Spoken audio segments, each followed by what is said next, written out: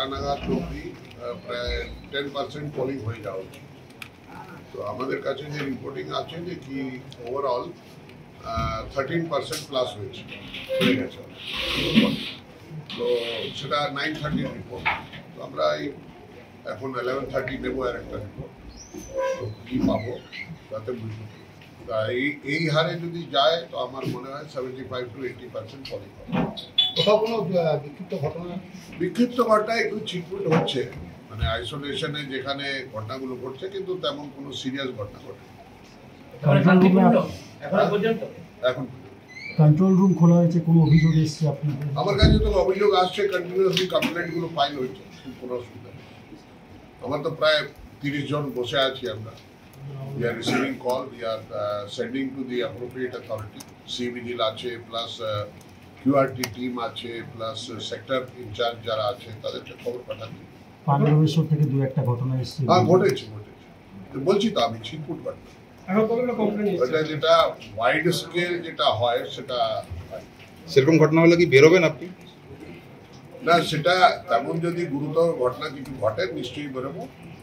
আর এমনিতে ইলেকশনের দিনে আমি খুব একটা বেশি বেরোই না, কেন কি আমার তো প্রায় 1900 বুথ আছে। 1900 বুথের মধ্যে এখন তো আমি যেখানে বেরোবো তুমি লাইভ দেখিয়ে দেবে তাকে।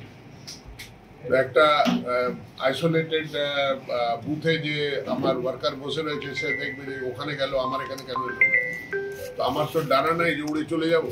হ্যাঁ, তো I have to take lot of time to reach there. Logistic support তেমন নাই।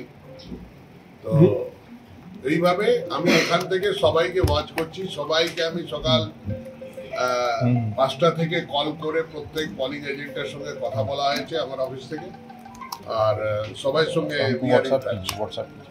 ওভারঅল 7টা লোকসভায় আজকে ওয়েস্ট বেঙ্গলে ইলেকশন হচ্ছে। 7টার ব্যাপার জানি না ভাই, আসানসোলের ব্যাপার। আসানসোল পোলিং পার্সেন্টেজটা অনেকটাই কম, মানে যতগুলো 7টা লোকসভা যদি আমরা দেখি 15, কোথাও 14.5, কোথাও 15.5।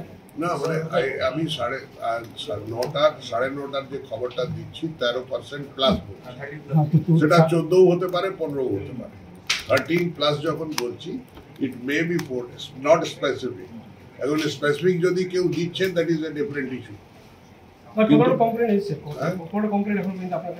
আরে ভাই, আমি বললাম না, ছিটপুট ঘটনা এসছে। নাম্বার অফ কমপ্লেন্ট জেনে তোমার কি লাভ হবে বলো?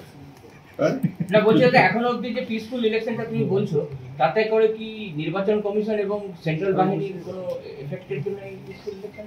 না, পিসফুল ইলেকশনটা এই জন্যই কি it is a matter of general election. There is a difference between, মানে আমাদের যে পঞ্চায়েতের ইলেকশন হয় আর আমাদের মাথায় একটা ডগমা বসে আছে যে পঞ্চায়েতের ইলেকশনে যে ঘটনাটা ঘটে সেটাই হয়তো লোকসভার ইলেকশনে হবে। তা হয় না।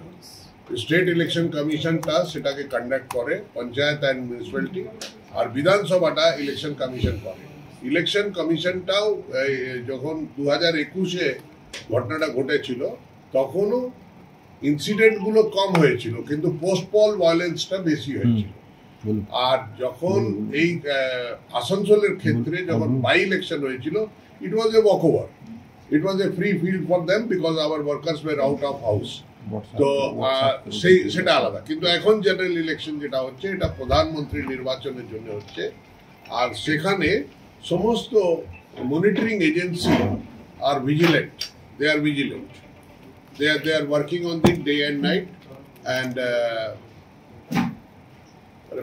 ডিজিটাল খবরিলাল, খবর আপনাদের, নজর আমাদের।